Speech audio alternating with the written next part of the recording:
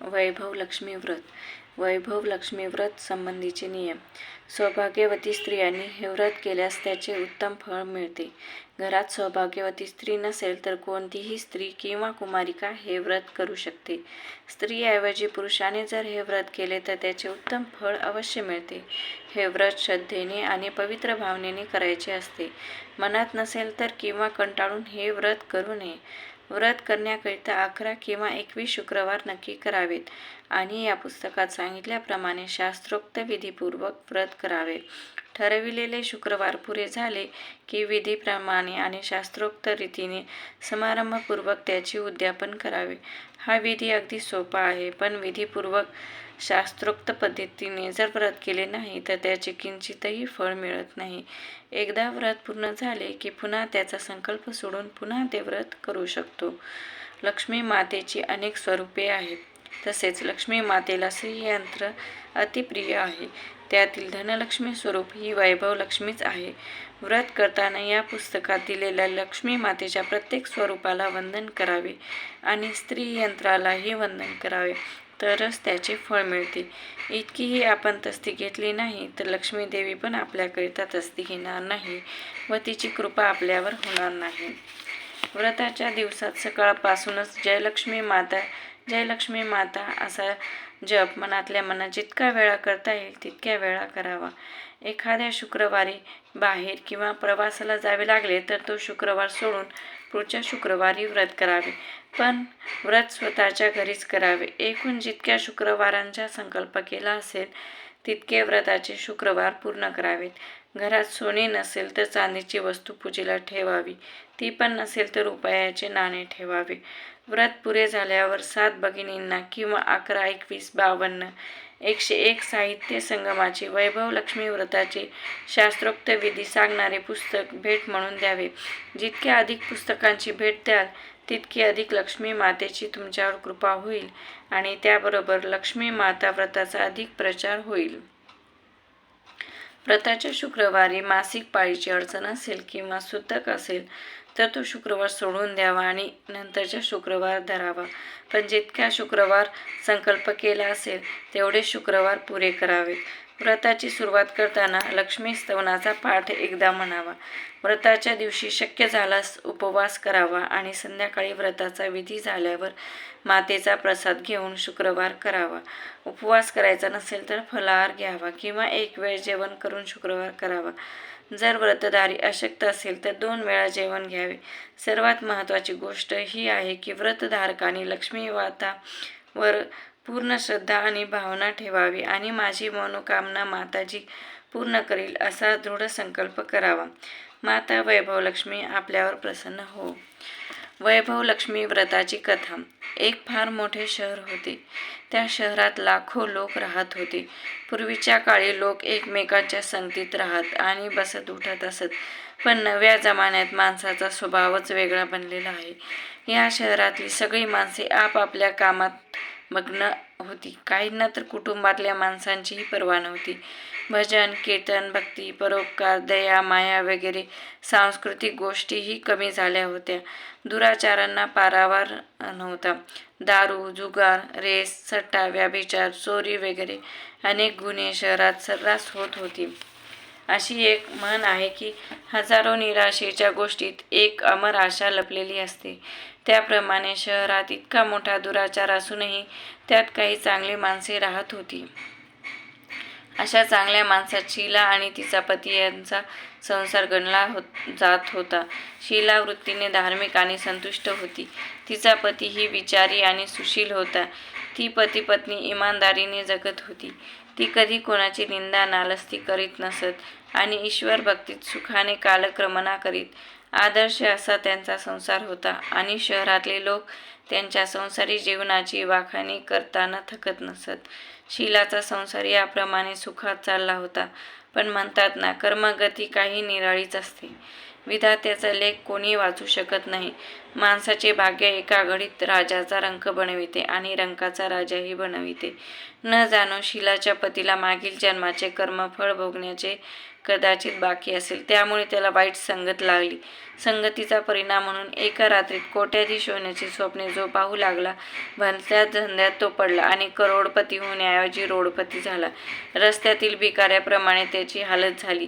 शहरात दारू, जुगार, सट्टा, रेस, चरस, गांजा वगैरे वाईट सवयी फैलावल्या होत्या. शीलाचा पती त्याला बळी पडला. दोस्त आणि भाईबंधांच्या संगतीत त्याला दारूचे व्यसन जडले. रातोरात श्रीमंत होण्याच्या लोभात दोस्तांच्या चिथावणीने त्याला रेस, जुगार खेळण्याचा नाद लागला. थोडेफार शिल्लक राहिलेले पैसे आणि बायकोचे दागिने वगैरे सर्व काही तो गमावून बसला. एक काळ असा होता की आपल्या सुशील पत्नीच्या सहवासात तो आनंदात आणि मजेत राहत होता आणि ईश्वर भजनात सुखाने आपला काळ घालवित होता. त्याऐवजी आता घरात दारिद्र्य आणि उपासमार आली. पूर्वी सुखाने खायला प्यायला मिळत होते, त्या ठिकाणी आता 2 वेळ पोटभर जेवण मिळण्याचेही वांदे पडले आणि नवऱ्याच्या शिव्या खायची वेळ शीलावर आली. शीला सुशील आणि संस्कारी स्त्री होती. पतीचा वर्तनाने तिला खूप दुःख होत होते, पण परमेश्वरावर भरोसा राखून आणि मन मोठे करून ती सर्व सहन करी. अशी म्हण आहे की सुखानंतर दुःख आणि दुःखानंतर सुख हे अवश्य येतेच. त्यामुळे दुःखानंतर एक दिवस सुख येईलच अशी श्रद्धा ठेवून प्रभुभक्तीत ती लीन झाली. अशा रीतीने दारुण दुःख सहन करता करता आणि प्रभुभक्तीत दिवस घालवता घालवता एक दिवस दुपारी तिच्या दरवाजात कोणतरी येऊन उभे राहिले. शीला विचार करू लागली की माझे घर दुःखाने आणि दारिद्र्याने भरले आहे. अशा वेळी माझ्याकडे कोण आले असावे बरे. तरी पण आपल्या दारी आलेल्यांचे स्वागत करण्याचा आर्यधर्माचा संस्काराची जाण असल्यामुळे ती उठली आणि तिने दरवाजा उघडला. पाहिले तो एक माताजी उभी होती. वयाने ती खूप मोठी दिसत होती, पण तिच्या चेहऱ्यावर अलौकिक तेज झळकत होते. तिच्या डोळ्यातून जणू अमृताचे थेंब पडत होते. तिचा उमदा चेहरा करुणा आणि प्रेमाने चमकत होता. तिला पाहताच शीलाच्या मनाला अपार शांती वाटली. त्या माताजीला ती ओळखत नव्हती, तरी पण तिला पाहताच तिचे मन आनंदाने भरून आले. माताजीचे स्वागत करून तिने घरात नेले आणि एकुलत्या एक फाटक्या तुटक्या चटईवर मोठ्या संकोचाने तिला बसवले. माताजी तिला म्हणाली, काय शीला, मला तू ओळखले नाहीस? काहीशा संकोचाने शीला म्हणाली, माताजी, तुम्हाला पाहून मला खूपच आनंद झाला आहे. मनाला शांत वाटत आहे. असे वाटते की कित्येक दिवस ज्यांना मी शोधत आहे त्या तुम्हीच आहात, पण ओळख लक्षात येत नाही. माताजी हसून म्हणाली, काय विसरलीस? लक्ष्मीजीच्या मंदिरात दर शुक्रवारी भजन होत असते. त्या ठिकाणी मी पण जात असते. तिथे दर शुक्रवारी आपली भेट होते. पती भलत्याच मार्गाला लागल्यापासून ती अत्यंत दुःखी झाली होती. त्या दुःखाने ती लक्ष्मी मातेच्या मंदिरात पण अलीकडे जात नव्हती. बाहेर लोकांना भेटण्याची तिला शरम वाटत होती. ती आठवण करू लागली, पण या माताजीला कधी पाहिल्याचे तिला आठवत नव्हते. तेवढ्यात माताजी म्हणाली, लक्ष्मीजीच्या मंदिरात किती चांगले भजन तू गात होतीस. अलीकडे तू तिथे दिसत नव्हतीस. तेव्हा मी विचारात पडले की तू हल्ली का येत नाहीस? तू आजारी बिजारी तर नाहीस ना? असा विचार मनात येऊन तुझी खबर काढण्याकरिता मी आले. माताजींच्या या अत्यंत प्रेमळ शब्दांनी शीलाचे हृदय भरून आले. तिच्या डोळ्यात अश्रू उभे राहिले. माताजीच्या समोर ती हुंदके देऊन रडू लागली. ते पाहिल्यावर माताजी तिच्या जवळ गेली आणि तिच्या पाठीवर हात फिरवून तिचे सांत्वन करू लागली. माताजी म्हणाली, मुली, सुख दुःख हे ऊन आणि सावलीप्रमाणे असते. सुखानंतर दुःख येते, त्याचप्रमाणे दुःखानंतर सुख येतेच. तू मनात धीर धर आणि तुझे दुःख मला सांग. तुझे दुःख हलके होईल आणि दुःखावर काहीतरी इलाजही सापडेल. माताजीचे बोलणे ऐकून शीलाचे मन शांत झाले. माताजीला ती म्हणाली, माताजी, माझ्या संसारात खूप आनंद आणि सुख होते. माझे पतीही सुशील होते. ईश्वराच्या कृपेने पैशाच्या बाबतीतही आम्ही समाधानी होतो. आम्ही शांतीपूर्वक खाऊन पिऊन ईश्वर भक्तीत दिवस घालवित होतो. पण दैवाचा आमच्यावर कोप झाला आणि माझ्या पतीला वाईट संगत जडली. त्या संगतीत दारू, जुगार, रेस, सट्टा, चरस, गांजा वगैरे वाईट सवयी वर जाऊन त्याने सर्व नाश करून घेतला आणि रस्त्यावरच्या भिकाऱ्यासारखी आमची स्थिती झाली आहे. माताजी म्हणाली, मुली, सुखानंतर दुःख आणि दुःखापाठोपाठ सुख येतेच. म्हणून म्हटले आहे की कर्माची गती निराळीच असते. प्रत्येक माणसाला कर्माची फळे भोगावीच लागतात. तरी पण तू चिंता करू नको. मागील कर्माचे दुःख तू आता भोगलेच आहेस, तेव्हा यापुढे सुखाचे दिवस जरूर येतील. तू तर लक्ष्मी माताजीची भक्त आहेस. लक्ष्मी माताजी ही करुणा आणि प्रेमाचा अवतार आहे. स्वतःच्या भक्ताकडे ती दयेच्या भावनेनेच पाहते. तेव्हा मनात धीर धर आणि लक्ष्मी माताजीचे व्रत कर, म्हणजे सर्व काही ठीक होईल. लक्ष्मी माताजींच्या व्रताची गोष्ट ऐकून शीलाचा चेहरा खुलला. तिने विचारले, माताजी, लक्ष्मी मातेचे व्रत कसे करतात ते मला सांगा. ते व्रत मी जरूर करीन. माताजी म्हणाली, मुली, लक्ष्मी मातेचे व्रत अगदी सोपे आहे. त्याला वरदलक्ष्मी व्रत किंवा वैभव लक्ष्मी व्रत असेही म्हणतात. हे व्रत करणाऱ्याच्या मनातल्या सर्व इच्छा पूर्ण होतात आणि त्याला यश, सुख, संपत्ती प्राप्त होते. असे म्हणून माताजीने वैभव लक्ष्मी व्रताच्या विधी सांगण्यास सुरुवात केली. मुली, वैभव लक्ष्मी व्रत तसे साधेसुधे व्रत आहे, परंतु अनेक लोक हे व्रत चुकीच्या पद्धतीने करतात, त्यामुळे त्यांचे फळ मिळत नाही. अनेक लोक सांगतात की सोन्याच्या दागिन्याची हळद कुंकू लावून पूजा केली की ते व्रत झाले, पण तसे होत नाही.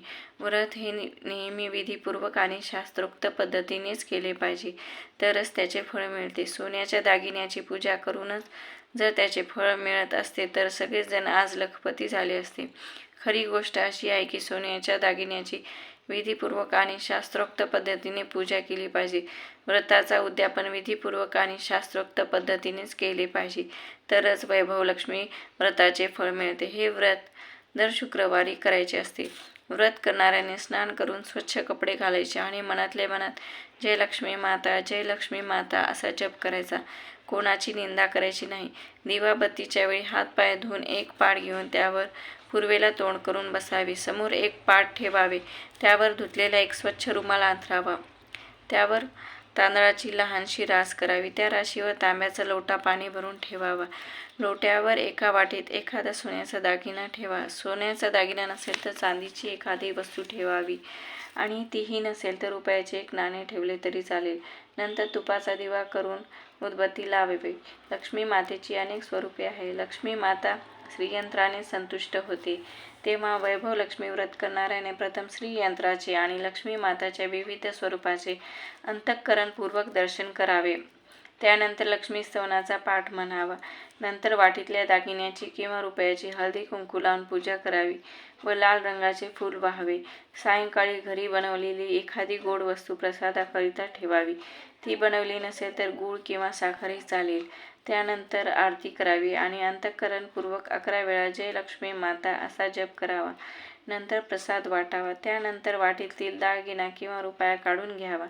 लोट्यातील पाणी तुळशीच्या कुंड्यात सोडावे आणि तांदूळ एका वाडक्यात पक्ष्यांना घालावे. अशा रीतीने शास्त्रोक्त विधीने व्रत केल्याने त्याचे फळ अचूक मिळते. या व्रताच्या प्रभावाने सर्व प्रकारची दुःखे दूर होऊन भरपूर धनलाभ होतो. मूल नसेल तर मूल होते. सौभाग्यवती स्त्रीचे सौभाग्य अखंड राहते आणि कुमारिकांच्या इच्छा सफल होतात. हे ऐकल्यावर शीला अत्यंत खुश झाली. ती माताजीला म्हणाली, माताजी, तुम्ही मला वैभव लक्ष्मी व्रताचा जो विधी सांगितला आहे तो मी जरूर करीन, पण हे व्रत किती वेळा करायचे आणि त्याचे उद्यापन कसे करायचे ते कृपा करून मला सांगा. माताजी म्हणाली, अनेक लोक सांगतात की हे व्रत कसेही करावे, पण ते बरोबर नाही. वैभव लक्ष्मी व्रत हे लक्ष्मी मातेचे व्रत आहे. ते 11 किंवा 21 शुक्रवार करावयाचे असते. जितक्या शुक्रवारांचा आपण संकल्प केला असेल तितके शुक्रवार हे व्रत करायचे. व्रताच्या शेवटच्या शुक्रवारी शास्त्रोक्त विधीप्रमाणे व्रताचे उद्यापन करायचे. शेवटच्या शुक्रवारी दर शुक्रवारी करतो त्याचप्रमाणे पूजाविधी करून नारळ ओवाळायचा, पण त्या दिवशी खिरीचाच प्रसाद करायचा. त्यानंतर 7 कुमारिका किंवा सुवासिनी स्त्रियांना हळद कुंकू लावावे आणि भेट म्हणून वैभव लक्ष्मी व्रताची एक पुस्तिका आणि खिरीचा प्रसाद द्यायचा. नंतर धनलक्ष्मी स्वरूप, वैभव लक्ष्मी स्वरूप माताजीच्या फोटोला वंदन करायचे. लक्ष्मी मातेचे हे स्वरूप वैभव प्रदान करणारे आहे. वंदन केल्यानंतर मनोमन प्रार्थना करायची की हे धनलक्ष्मी माता, मी अंतःकरणापूर्वक वैभव लक्ष्मी व्रत केले आहे. माझे कल्याण कर, माझ्या इच्छा पूर्ण कर, निर्धनांना धन दे, निसंतानांना संतान दे, सौभाग्यवतींचे सौभाग्य अखंड राहो, कुमारिकांच्या इच्छा पूर्ण कर, तुझे व्रत करणाऱ्यांना सुख परत दे आणि आम्हाला सर्वांना सुखी कर. असे बोलून लक्ष्मी मातेच्या धनलक्ष्मी स्वरूपाला वंदन करून आशीर्वाद घ्यावा. माताजीच्या मुखाने वैभव लक्ष्मी व्रताच्या विधी ऐकल्यावर शिलाने डोळे मिटले आणि त्या क्षणी मनातल्या मनात संकल्प केला की मी पण माताजीच्या सांगण्याप्रमाणे विधीपूर्वक आणि शास्त्रोक्त पद्धतीनेच 21 शुक्रवार वैभवी लक्ष्मी व्रत करीन आणि शास्त्रोक्त विधीने त्याचे उद्यापन करीन. मनात संकल्प केल्यावर शिलाने जेव्हा डोळे उघडले तेव्हा समोर कोणीच नव्हते. तिला आश्चर्य वाटले की माताजी कुठे गेली. ती माताजी दुसरी कोणी नव्हती, पण साक्षात लक्ष्मी माताच होती. शिला लक्ष्मी मातेची भक्त होती. तेव्हा आपल्या भक्ताला मार्ग दाखवण्याकरता लक्ष्मी माता त्या माताजीचे रूप घेऊन शिलाकडे आली होती. दुसऱ्याच दिवशी शुक्रवार होता. सकाळी स्नान करून मनातल्या मनात जय माता लक्ष्मी, जय माता लक्ष्मी असा श्रद्धापूर्वक ती जप करू लागली. दिवसभरात कोणाची निंदा नालस्ती केली नाही. संध्याकाळ होऊन दिवे लागल्यावर हातपाय धुवून शिला पूर्वेकडे तोंड करून बसली. पूर्वी घरात सोन्याचे दागिने पुष्कळ होते, पण वाईट संगतीच्या नादी लागून तिच्या पतीने ते सर्व गहाण टाकले होते. मात्र नाकातली चमकी शिल्लक राहिली होती. ती काढून धुवून तिने वाटीत ठेवली. समोर पाटावर रुमाल पसरून त्यावर तिने तांदळाची एक लहानशी रास केली. तिच्यावर पाणी भरलेला तांब्याचा लोटा ठेवला. त्यावर चमकी असलेली एक वाटी ठेवली. नंतर माताजीने जो विधी सांगितला होता त्याप्रमाणे तिने वैभव लक्ष्मी व्रत केले. घरात खडी साखर होती, तिचा तिने प्रसाद केला. पतीला जेव्हा तो प्रसाद तिने दिला त्या क्षणापासून त्याच्या स्वभावात फरक पडू लागला. त्या दिवशी पतीने तिला मारझोड केली नाही. तिला खूप आनंद वाटला. पूर्ण श्रद्धेने आणि भक्तीने तिने 21 शुक्रवार वैभव लक्ष्मीचे व्रत केले. 21व्या शुक्रवारी माताजीने सांगितल्याप्रमाणे व्रताचे उद्यापन करून 7 स्त्रियांना तिने वैभव लक्ष्मी व्रताची एक पुस्तिका भेट दिली. नंतर मातेच्या धनलक्ष्मी स्वरूपातील फोटोला वंदन करून तिने मनोभावाने प्रार्थना केली की हे माता धनलक्ष्मी, मी तुझे वैभव लक्ष्मी व्रत मनोभावाने आज पूर्ण केले आहे. हे माता, आमचे कल्याण कर, आमच्या मनातील इच्छा पूर्ण कर. निर्धनांना धन दे, निसंतानांना संतान दे, सौभाग्यवतीचे सौभाग्य अखंड राहो, कुमारिकांच्या इच्छा पूर्ण कर. तुझे व्रत करणाऱ्यांना सुख पुन्हा मिळवून दे, आम्हा सर्वांना सुखी कर. असे म्हणून लक्ष्मी मातेच्या धनलक्ष्मी स्वरूपाच्या फोटोला वंदन करून तो तिने डोळ्याला लावला. अशा रीतीने शास्त्रोक्त विधीपूर्वक पूर्ण श्रद्धेने शिलाने व्रत केले आणि तात्काळ त्याचे फळही तिला मिळाले. तिच्या पतीला जी वाईट संगत लागली होती ती सुटून त्याच्यात सुधारणा झाली. पुष्कळ मेहनत करून तो कामधंदा करू लागला. लक्ष्मी मातेच्या वैभव लक्ष्मी व्रताच्या प्रभावाने त्याच्या अपेक्षेबाहेर त्याला नफा मिळू लागला. लवकरच त्याने गहाण ठेवलेले शिलाचे दागिने सोडवून आणले. घरात पैशाची रेलचेल झाली. तो पुन्हा सुशील आणि धार्मिक बनला. घरात पूर्वीप्रमाणेच सुख शांती आली. वैभव लक्ष्मी व्रताचा हा प्रभाव पाहून शेजारी पाजारी स्त्रियांनी शास्त्रोक्त पद्धतीने हे व्रत करण्यास सुरुवात केली. हे माता धनलक्ष्मी, शिलाला जसे तू फळ दिलेस तसे सर्वांना फळ दे, सर्वांच्या इच्छा पूर्ण कर, सर्वांना सुख शांती दे. जय माता धनलक्ष्मी. श्री लक्ष्मी महिमा. पत्राभ्यागवदानमान चरणं प्रक्षालनं भोजन सत्सेवा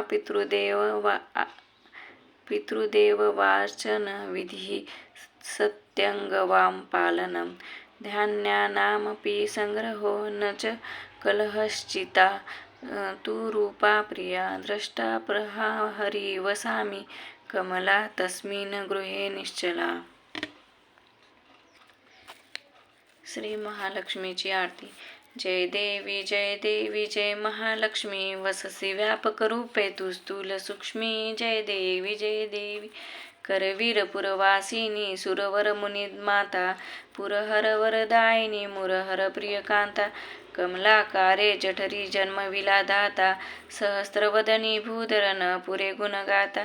जय देवी जय महालक्ष्मी, वससी व्यापक रूपे तू स्थूल सूक्ष्मी. जय देवी मातुलिंग गदा खेटकर विकिरणी, झळके हाटक वाटी पियुष रसपाणी, माणिक रसना सुरंग वसना मृगनयनी, शशिधर वदना राजसमदनाची जननी.